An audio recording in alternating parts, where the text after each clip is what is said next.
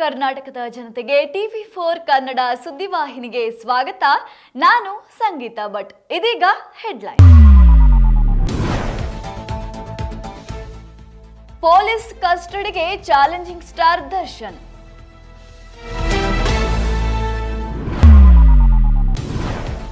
ತನಿಖೆಯ ಬಳಿಕ ದರ್ಶನ್ ಮೇಲೆ ಮುಂದಿನ ಕ್ರಮ ಕೈಗೊಳ್ಳಲಾಗುವುದು ಎಂದು ತಿಳಿಸಿದ ಕಮಿಷನರ್. ದರ್ಶನ್ನ ಬಂಧನಕ್ಕೆ ಪ್ರತಿಕ್ರಿಯಿಸಿದ ಗೃಹ ಸಚಿವ.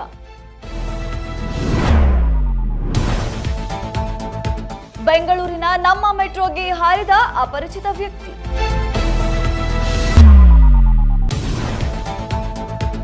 ಒಂದು ವರ್ಷದ ಸಂಭ್ರಮದಲ್ಲಿ ಶಕ್ತಿ ಯೋಜನೆ.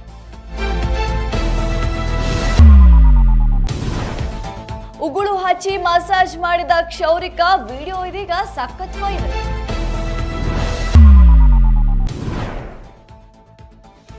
ಸಚಿವರಾಗಿ ಕುಮಾರಸ್ವಾಮಿ ಯಾರ ಹೆಸರಲ್ಲಿ ಪ್ರಮಾಣ ವಚನ ಸ್ವೀಕಾರ.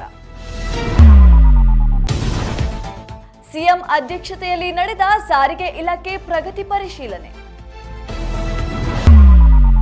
ಚಿತ್ರದುರ್ಗದ ರೇಣುಕಾಸ್ವಾಮಿ ಕೊಲೆ ಪ್ರಕರಣದಲ್ಲಿ ಇದೀಗ ಅರೆಸ್ಟ್ ಆಗಿದ್ದಾರೆ ಚಾಲೆಂಜಿಂಗ್ ಸ್ಟಾರ್ ದರ್ಶನ್.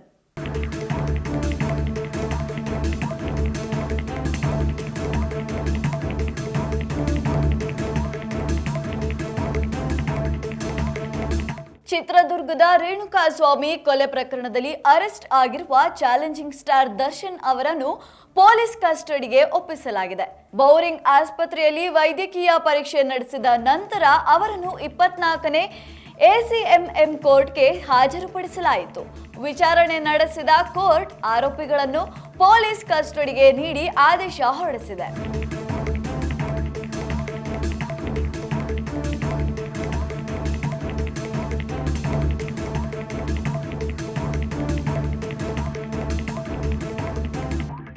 ರೇಣುಕಾಸ್ವಾಮಿ ಕೊಲೆ ಪ್ರಕರಣದಲ್ಲಿ ಅರೆಸ್ಟ್ ಆಗಿರುವ ದರ್ಶನ್ ಅವರ ವಿಚಾರಣೆಯ ಬಳಿಕ ಮುಂದಿನ ಕ್ರಮ ಕೈಗೊಳ್ಳಲಾಗುವುದು ಎಂದು ಕಮಿಷನರ್ ತಿಳಿಸಿದ್ದಾರೆ.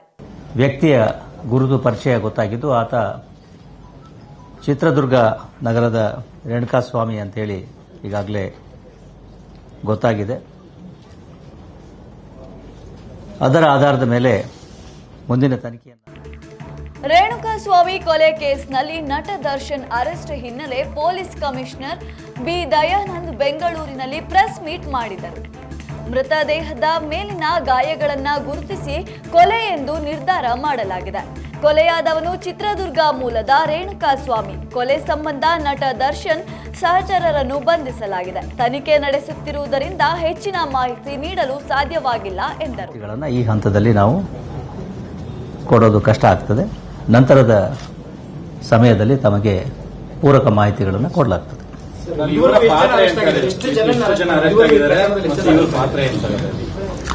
ಈಗಾಗಲೇ ದರ್ಶನ್ನ ಬಂಧನದ ಬಗ್ಗೆ ಇದೀಗ ಗೃಹ ಸಚಿವರು ಪ್ರತಿಕ್ರಿಯೆ ನೀಡಿದ್ದಾರೆ. ಒಬ್ಬ ವ್ಯಕ್ತಿ ಕೊಲೆಯಾಗಿದ್ದಾರೆ, ಬೆಂಗಳೂರಿನಲ್ಲಿ ಕೊಲೆಯಾಗಿದ್ದಾರೆ.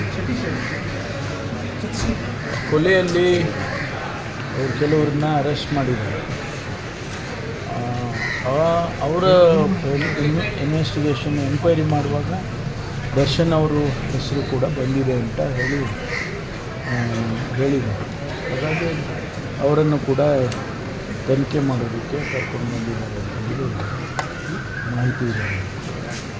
ಅದ್ರ ಮೇಲೆ ತನಿಖೆ ಆಗೋವರೆಗೂ ಕೂಡ ನಾವೇನು ಹೇಳೋಕ್ಕಾಗಲ್ಲ. ಅವರು ನೇರವಾಗಿ ಇನ್ವಾಲ್ವ್ ಆಗಿದ್ದಾರಾ ಇಲ್ವಾ, ಅಥವಾ ಯಾವ ಕಾರಣಕ್ಕಾಗಿ ಮರ್ಡರ್ ಆಗಿದೆ, ಇವ್ರ ಹೆಸರು ಯಾಕೆ ಬಂದಿದೆ ಅಲ್ಲಿ ಅನ್ನೋದನ್ನೆಲ್ಲ ತನಿಖೆ ಮಾಡಿದ ನಂತರನೇ ಗೊತ್ತಾಗುತ್ತೆ. ಚಿತ್ರದುರ್ಗದ ವ್ಯಕ್ತಿ ಕೊಲೆ ಪ್ರಕರಣಕ್ಕೆ ಸಂಬಂಧಿಸಿದಂತೆ ನಟ ದರ್ಶನ್ ಬಂಧಿತನಾಗಿದ್ದಾರೆ. ತನಿಖೆಯ ಬಳಿಕವೇ ಎಲ್ಲ ಹೊರಬರಲಿದೆ ಎಂದು ಬೆಂಗಳೂರಿನ ಗೃಹ ಸಚಿವ ಡಾಕ್ಟರ್ ಜಿ ಪರಮೇಶ್ವರ್ ತಿಳಿಸಿದ್ದಾರೆ. ಮಾಧ್ಯಮಗಳ ಮುಂದೆ ಮಾತನಾಡಿದ ಅವರು, ಪ್ರಾಥಮಿಕವಾಗಿ ಕೊಲೆಯ ತನಿಖೆ ಆಗುವಾಗ ದರ್ಶನ್ ಅವರ ಪಾತ್ರವಿದೆ ಎಂದು ಅರಿತು ಅವರನ್ನು ವಿಚಾರಣೆ ಮಾಡಲಾಗುತ್ತಿದೆ. ಮುಂದಿನ ಹಂತದಲ್ಲಿ ಹಂತವಾಗಿ ಎಲ್ಲವೂ ಹೊರಬರಲಿದೆ ಎಂದಿದ್ದಾರೆ. ಸರ್, ಯಾವಾಗ ಅರೆಸ್ಟ್ ಆಯಿತು? ಎಲ್ಲಿದ್ದಾರೆ ದರ್ಶನ್ ಈಗ? ಇಲ್ಲ, ಅವರು ಮೈಸೂರಿನಲ್ಲೇ ಅರೆಸ್ಟ್ ಮಾಡಿದ್ದಾರೆ. ಮೈಸೂರಿಂದ ಬೆಂಗಳೂರಿಗೆ ಕರ್ಕೊಂಡು ಬಂದಿದ್ದಾರೆ. ಅವರು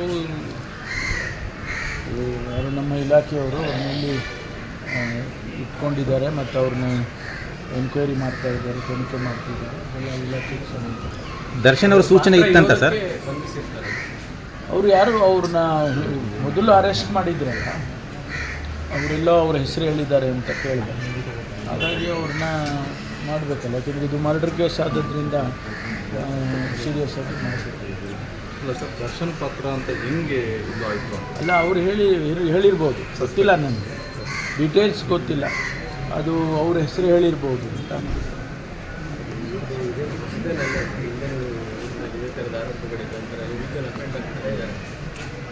ಅದೆಲ್ಲ ತನಿಖೆ ಮಾಡಿದ ಮೇಲೇ ಗೊತ್ತಾಗುತ್ತಲ್ಲ ಅವರು ಇದ್ದಾರೆ ಇಲ್ಲ, ಅವರು ಯಾವ ಹಂತದಲ್ಲಿ ಅವರ ಇನ್ವಾಲ್ವ್ಮೆಂಟ್ ಇದೆ. ಬೆಂಗಳೂರಿನ ನಮ್ಮ ಮೆಟ್ರೋಗೆ ಅಪರಿಚಿತ ವ್ಯಕ್ತಿಯೊಬ್ಬ ಹಾರಿರುವ ಘಟನೆ ನಡೆದಿದೆ.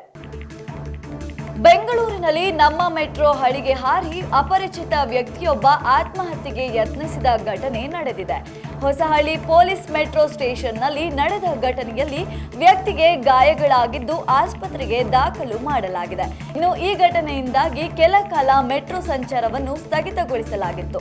ಕೆಲ ಕಾಲ ಅಧಿಕಾರಿಗಳ ಪರಿಶೀಲನೆ ನಂತರ ಎಂದಿನಂತೆ ಮೆಟ್ರೋ ರೈಲು ಸಂಚಾರ ಪ್ರಾರಂಭವಾಯಿತು. ಮತ್ತಷ್ಟು ಸುದ್ದಿಗಳನ್ನ ನೋಡೋಣ ಒಂದು ಸಣ್ಣ ವಿರಾಮದ ನಂತರ. ಸತತವಾಗಿ 6 ವರ್ಷಗಳಿಂದ ನಿಖರ ಸುದ್ದಿ ಹಾಗೂ ಮನೋರಂಜನೆ ಕೊಡುತ್ತಾ ಬರುತ್ತಿರುವ ನಿಮ್ಮ TV4 ಕನ್ನಡ ಚಾನೆಲ್ ಸಂಭ್ರಮ ಆಚರಿಸುತ್ತಿದೆ.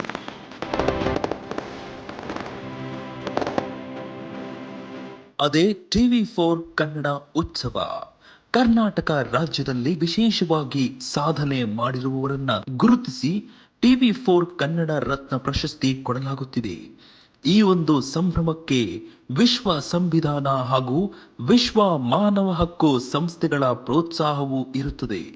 ವಿಶೇಷವಾಗಿ ಈ ಕೆಳಕಂಡ ಸಾಧಕರನ್ನು ಆಯ್ಕೆ ಮಾಡಲಾಗುತ್ತದೆ. ಅಂಗವಿಕಲರಾದರೂ ನೀವು ಸಾಧಕರೇ, ಸಮಾಜ ಸೇವೆಯಲ್ಲಿ ತಾವು ಸಾಧಕರೇ, ಗಾಯನ ಕ್ಷೇತ್ರದಲ್ಲಿ ನೀವು ಸಾಧಕರೇ, ನೃತ್ಯ ಕ್ಷೇತ್ರದಲ್ಲಿ ತಾವು ಸಾಧಕರೇ, ಕಲಾ ಕ್ಷೇತ್ರದಲ್ಲಿ ತಾವು ಸಾಧಕರೇ, ದೇಶಕ್ಕೆ ತಾವು ಉತ್ತಮ ಸೈನಿಕರೇ, ದೇಶಕ್ಕೆ ತಾವು ಉತ್ತಮ ರೈತರೇ, ತಮ್ಮ ಉದ್ಯೋಗದಲ್ಲಿ ತಾವು ಸಾಧಕರೇ, ವಾದ್ಯಗೋಷ್ಠಿಯಲ್ಲಿ ತಾವು ಸಾಧಕರೇ.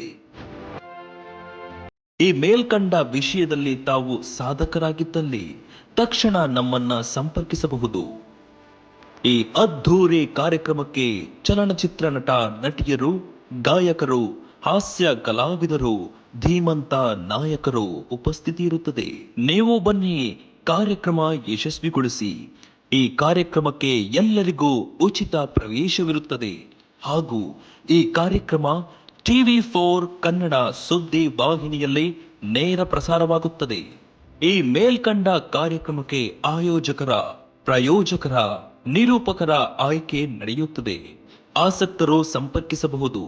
ಈ ಕಾರ್ಯಕ್ರಮ ನಡೆಯುವ ಸ್ಥಳ ಹಾಗೂ ದಿನಾಂಕವನ್ನ ಸದ್ಯದಲ್ಲೇ ಪ್ರಕಟಿಸಲಾಗುವುದು. ಹೆಚ್ಚಿನ ಮಾಹಿತಿಗೆ ಸಂಪರ್ಕಿಸಿ 7019 774617 7019774617.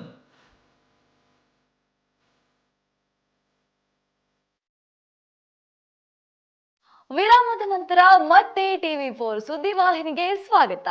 ರಾಜ್ಯ ಸರ್ಕಾರದ 5 ಯೋಜನೆಗಳಲ್ಲಿ ಪ್ರಮುಖವಾದ ಯೋಜನೆ ಶಕ್ತಿ ಯೋಜನೆ. ಇದೀಗ ಶಕ್ತಿ ಯೋಜನೆ 1 ವರ್ಷದ ಸಂಭ್ರಮಾಚರಣೆಯನ್ನು ಆಚರಿಸುತ್ತಿದೆ. ರಾಜ್ಯ ಸರ್ಕಾರದ ಪಂಚ ಗ್ಯಾರಂಟಿಗಳ ಪೈಕಿ ಶಕ್ತಿ ಯೋಜನೆಗೆ ವರ್ಷದ ಶಕ್ತಿ ಯೋಜನೆಯ ಲಾಭವನ್ನು ಮಹಿಳೆಯರು ಪಡೆದುಕೊಂಡಿದ್ದಾರೆ.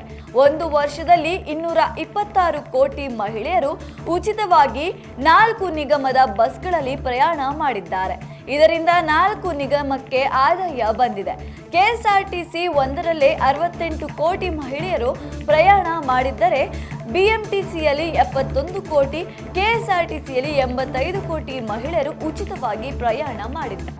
ಕ್ಷೌರಿಕನೊಬ್ಬ ತನ್ನ ಗ್ರಾಹಕನಿಗೆ ಉಗುಳನ್ನ ಹಚ್ಚಿ ಮಸಾಜ್ ಮಾಡುತ್ತಿರುವ ವಿಡಿಯೋ ಇದೀಗ ವೈರಲ್ ಆಗಿದೆ. ಪೊಲೀಸರು ಆ ವ್ಯಾಪಾರಿಯನ್ನ ವಶಕ್ಕೆ ಪಡೆದಿದ್ದಾರೆ.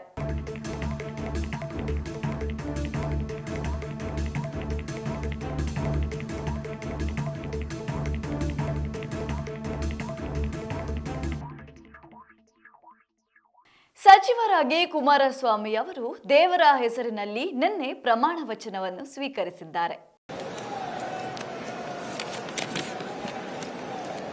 I, Aradhanalli Devegowda Kumaraswamy, do swear in the name of God that I will bear true faith and allegiance to the Constitution of India as by law established, that I will uphold the sovereignty and integrity of India, that I will faithfully and conscientiously discharge my duties as a minister for the Union, and that I will do right to all manner of people in accordance with the Constitution and the law, without fear or favor, affection or ill will. I, Aradhanalli Devegowda Kumaraswamy, do swear in the name of God that I will not directly or indirectly communicate or reveal to any person or persons any matter which shall be brought under my consideration or shall become known to me as a minister for the Union, except as may be required for the due discharge of my duties as such minister. ಮುಖ್ಯಮಂತ್ರಿಯ ಅಧ್ಯಕ್ಷತೆಯಲ್ಲಿ ನಿನ್ನೆ ಸಾರಿಗೆ ಇಲಾಖೆಯ ಪ್ರಗತಿಯ ಬಗ್ಗೆ ಸಭೆ ನಡೆಯಿತು.